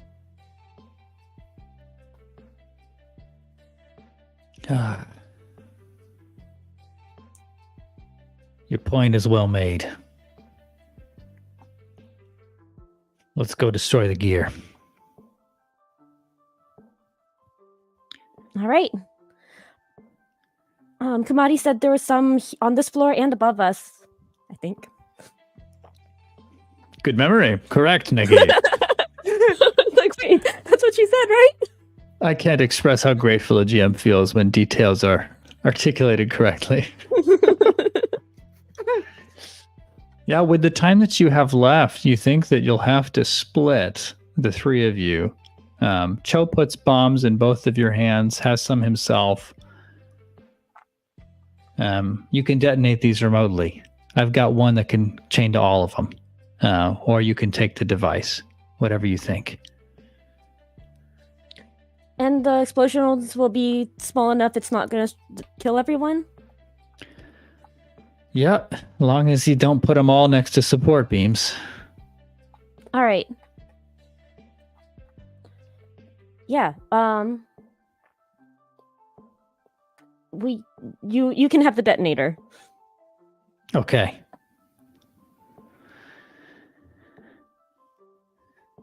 Cho starts to head upstairs. Do you either of you accompany him, or do you just work on the bottom floor here? I think Fumi will continue on the bottom floor to split away from him. Again, I'm going to stick with Fumi here. Yep. Okay. I think as you race against the clock and try to find these storage units and place bombs in the right places, we just see a montage of that. And Danny, do you remember if I forget, I think there are mechanics for a group action roll.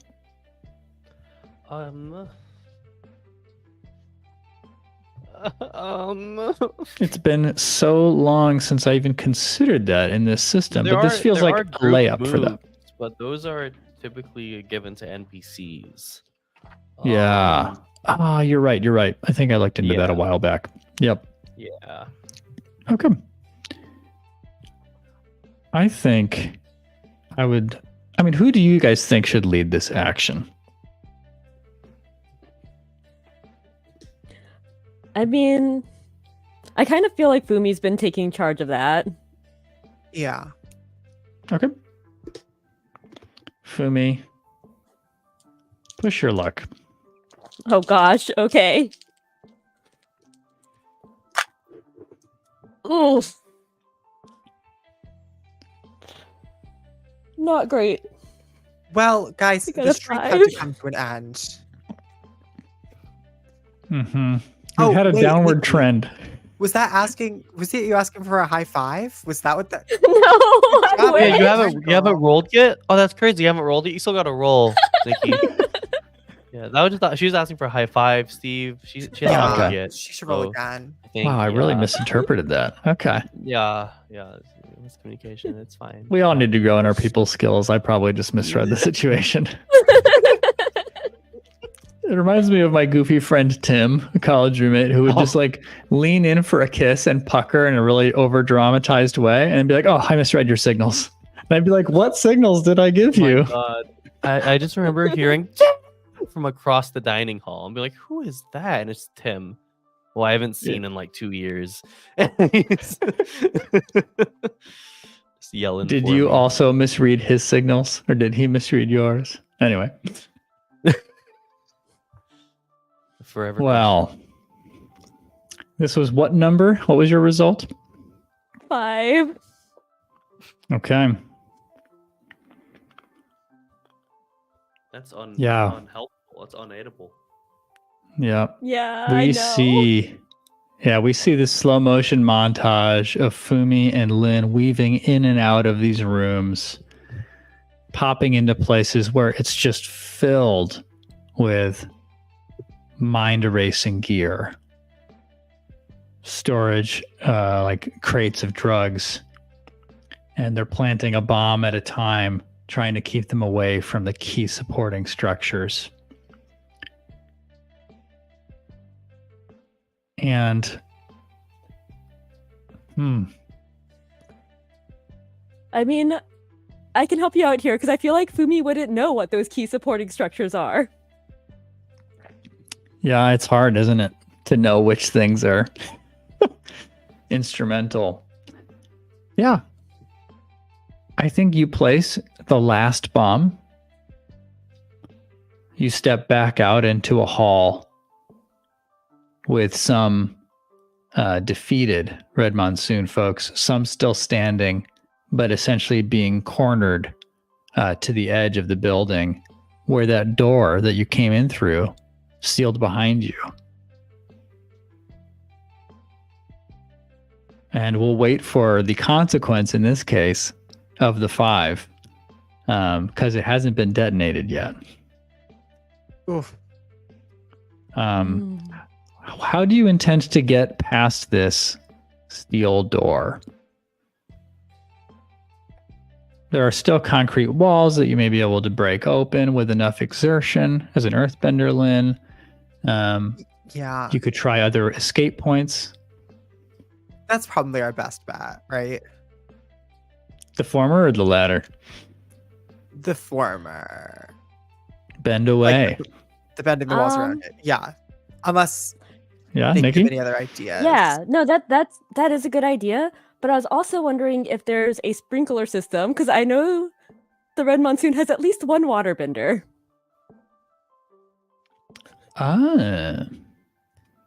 Yeah.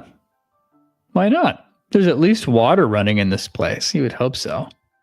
Yeah. I mean, Taugasha isn't one to live with, live in a camping scenario. So I'm thinking, which I don't know if this will actually trip it or not, but I'm thinking she's going to throw like the boomerang at one of the sprinklers to try and like trip it. Because you said some of the monsoon were being cornered.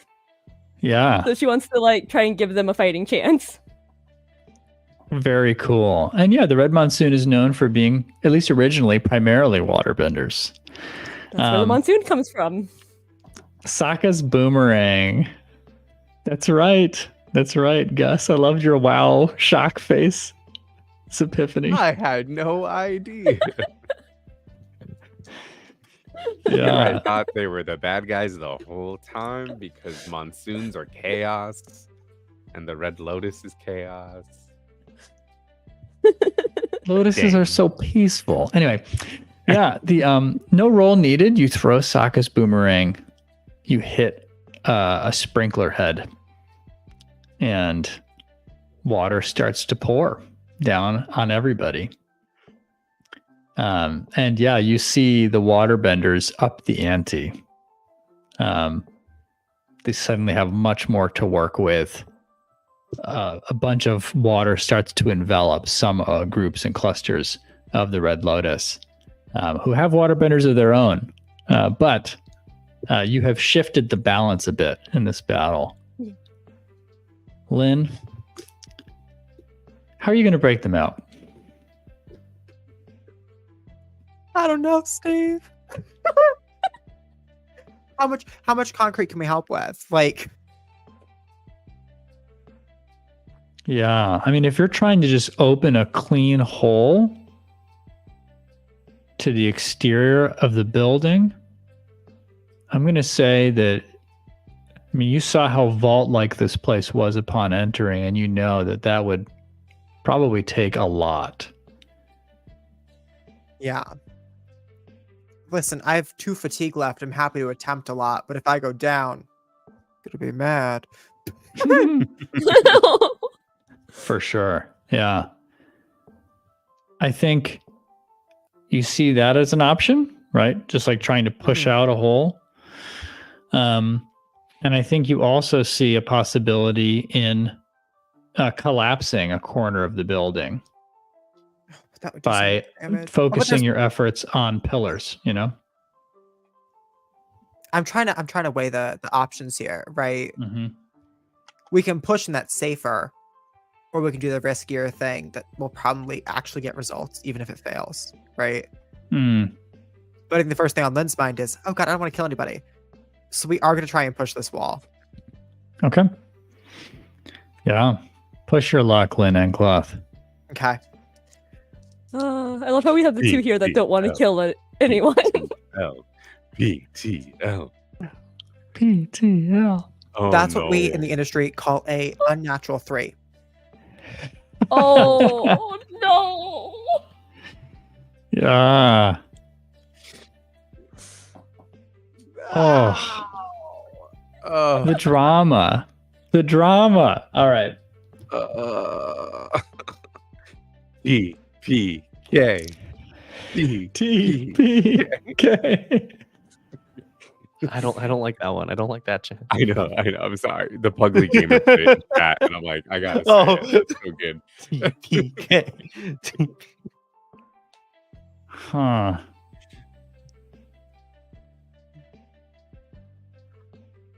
We see the camera cut to Cho's face, covered in sweat, as he's placed his last bomb upstairs and exits through the ladder to the roof. He tries to get a vantage point and he can't see any of you outside of the building. Scanning the horizon frantically, he's just cursing under his breath. Dang it. Oh, God. Come on, kids. And he's just waiting nervously with the detonator in hand. And we see him descend back down the ladder on his way to help. As the building quakes, one corner of it collapsing into rubble, a bunch of dust kicked into the air, both inside and outside of the structure, filling the room that you're fighting in. Before we can really make out what has happened through Lynn's efforts, we cut back to Amuk Sur. Amuk, you have watched Jing Min run back towards Taogasha, and now you see them entering combat.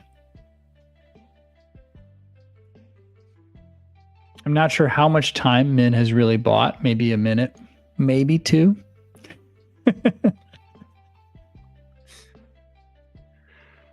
For now, there's no sign of Shadowpaw. What do you do?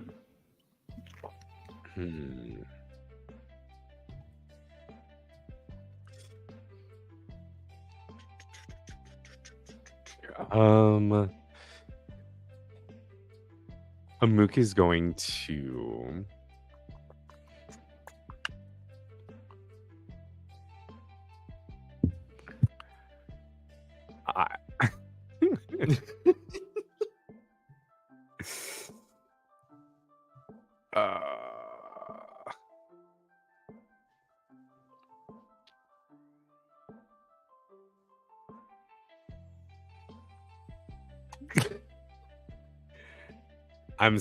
I'm like, okay. Just pull out your portable stove and start cooking up a meal or something. I know, honestly, that's what I'm trying to think here. Amuk is gonna turn around while still boiling away to make sure the smell is still going strong, and yell out at Taogasha. So it took a spirit to let you be good at two things, and yet that spirit's still in charge of you. While a child could best you if you had no extra help. So I'm trying to do... Yeah, what is the angle here? Yeah. Takes one to know one. So when you verbally needle someone by finding the weakness in their armor, I roll with a focus, and then on a hit, I get to ask one question, and then on a 7 through 9, they get to ask one of me. Okay, roll focus. Rolls, marks 2 fatigues. Yeah. It sounds like it fits to me. You're very needly.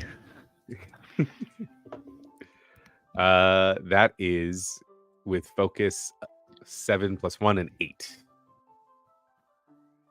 So I get to ask one question, and they get to ask one of me as well.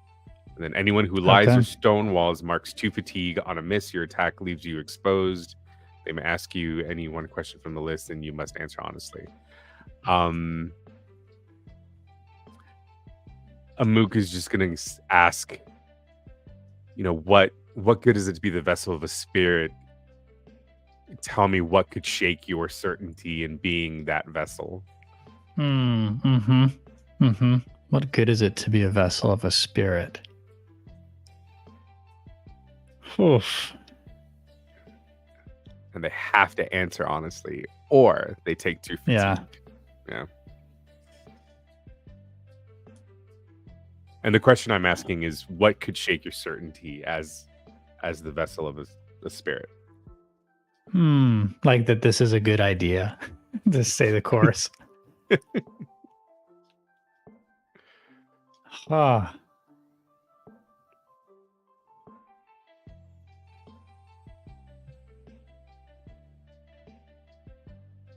Amuk, you step towards them to address them. As Jing Min prepares to fight, you issue these needling words. And Taogasha turns his gaze, his attention to you. None of your damn business. We all make choices to get what we want. And I will mark 2 fatigue. Oh. While Talgasha is speaking and seems to be kind of distracted for a second by Amuk, I kind of want to try to use a move that I have as well. Should we resolve the question that Talgasha can ask first? Oh, yes. I forgot. Does that make sense? Yes. Yeah. Okay. Yeah. I think so. Okay. Yeah. Just checking in case. So Okay. The questions you can ask Amuk are: what is your principle? What do you need to prove? What could shake your certainty? And whom do you care about more than you let on? Yeah. Amuk Sur. I know who I'm working for, but I can't figure you out. What's your angle? You and these kids wouldn't take a lifetime of comfort and escape from poverty in the new order. What is your angle? Mechanically, this is a principal question, but you can feel free to answer it narratively however you like. It could also be what you need to prove, but I think principle is probably the closest. Okay. What good is a new order if it's built on the backs of those who held you down first? There's freedom being at the bottom if you're the one to get yourself out. There's not freedom letting someone else destroy everything else around you. Huh.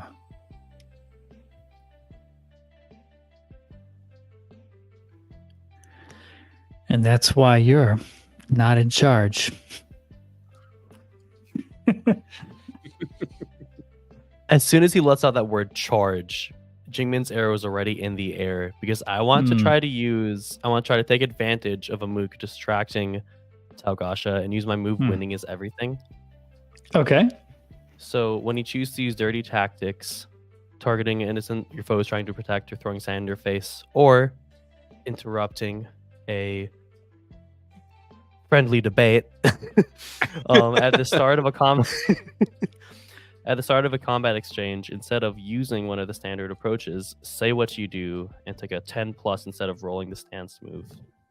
You become favored for this exchange and may choose your technique from any approach, but at the end of the exchange, your opponent may call out your disgraceful behavior and lack of integrity to shift your balance twice. Oof. That was a lot, but I also can't find it. Is this outside of your playbook? Yes, I believe that's fine. A razor move. Ooh. Let me just make sure. I also want to pull it up to make sure that I honor the rules here.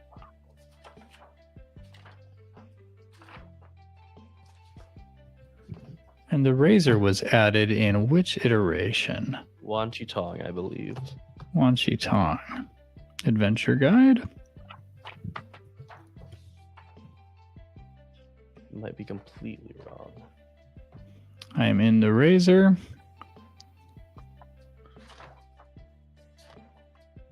Winning is everything. Yep. There it is. Everything. Yep. Yeah, you use dirty tactics. Targeting an innocent that your foe is trying to protect. Seems very specific. I'm trying to picture, what does that mean? It says targeting an innocent your foe is trying to protect, throwing sand in their face, etc. So I think it's just that later sentence is trying to expand upon the dirty tactics that you could be using. Specifically, what Jing Min is doing is she's seeing that Amuk has kind of gained Talgasha's attention by speaking to him. So she's using it to just launch a bolas arrow at him. Rather than doing what most would consider to be the honorable thing and waiting for that exchange to end, make it a fair Sure. fight. She's trying to use anything she can to gain an advantage over Talgasha. Yeah. It would be interesting to see the call out mechanical consequence here from either Talgasha or Yin Shen. Yeah. Well, what's cool is as well, he doesn't even need to call me out because automatically he's able to shift Jing Min's balance twice at the end of the exchange because of the move winnings, everything. Ah, true. Mhm. So it basically gives him an automatic, like, amplified call out ability. I think I like this. And if I'm reading the thing I was hung up on is just this first condition, when you choose to use dirty tactics, targeting an innocent that your foe is trying to protect. So I think the idea is like, typically you're not just going after one opponent in some dirty way, but like they have some vulnerability on the field, so to speak. And so like you're going after that vulnerability, typically a person, right? That innocent that your enemy is trying to protect. I think it's just fudgeable enough here because I think Yin Shen and Talgasha, being bound to each other in some way, are looking to protect each other. And so I kind of like this idea that Talgasha has been occupied and now you're taking her shot, and it's sort of a shot at either or both of them, however this binding works. It works for me. So Okay, heck yeah. Yeah, you may choose, instead of a standard approach, just say what you do and take a 10 plus instead of the stance move. Oh, heck yeah. Okay, so I become favored for this exchange. So I'm going to use one of my mastered techniques, pin a fly to a tree. Okay. And I guess I could also do one of the basic ones, but I'm just going to do that one first. And yeah, we're trying to buy time. So pin a fly to a tree reads, fire arrows with perfect accuracy to pin a foe in place. Mark 1 fatigue to inflict impaired on the target, or 3 fatigue to inflict impaired and trapped. And I already stated that I'm shooting a bolas arrow, so I think fictionally that's what's going to be doing the pinning. Yep. But I will mark the 3 fatigue to make Talgasha pinned and trapped. Okay. Impaired and trapped, right? Yes, impaired and trapped, yes. And since it was a 10 plus, I'll just do pressure for the other one and say that he cannot advance an attack. Next exchange. He cannot advance an attack next exchange. Yeah. Wow. I love this. You've already marked 2 fatigue on this guy through Amuk. Now you see the bolas arrow wrap around the many feet of this spirit, and just like bind and impair some of its movement as it struggles forward and lurches at you, Jing Min, stepping into combat. You've marked 3 fatigue.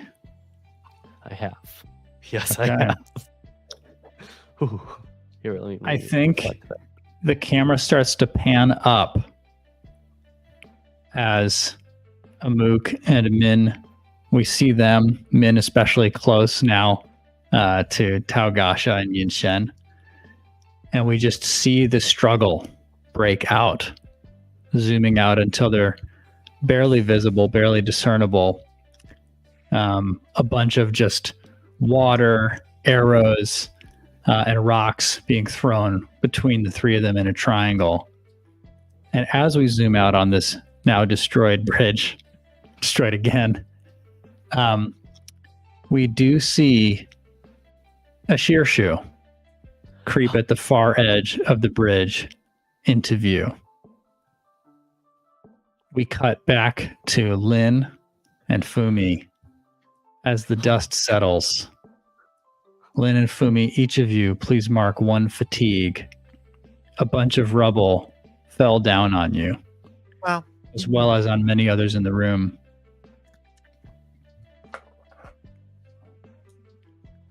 Well, damn it. Yeah. It's unclear. The dust is beginning to settle, but it's unclear who has been hurt and how badly. There are still sounds of fighting and struggle echoing throughout the halls, but the alarms have been disabled or turned off.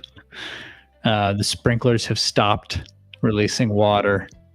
The building is in even worse disrepair than before. And we see Cho, who's dropped down now to the bottom floor, speed into that same hallway, dodging some falling rocks here and there with a look of desperation and fear in his eyes. And we cut for tonight. Hmm. I don't like it. Oh, you guys, you're such a pleasure to GM. I just want to take a montage of clips of the times that I've cut at the end of the episode with all of your emotional reaction noises. We need to keep it going. Yeah. Well, this is fun. I don't know what to say. Well, because Steve, you ended a very unfun moment. Okay, let's. I think it's still fun. Oh, it's fun. It's something. I don't But know if if I it's can angry fun. GM, that's like, hey, Will, why did it end there, girl? I don't know. I don't know. You know, I don't know. I want a GM trophy for the three of you because it honestly make this feel like a breeze. Trophy is just a steady, chaotic march towards Oh, yeah. death. No, Oh my no. gosh. Well, thank you everybody for listening. Supporters, thank you for supporting us. If you haven't yet, please leave us a review that helps people find the shows. And please also, if you're considering it, support us on Patreon. We would appreciate it so much.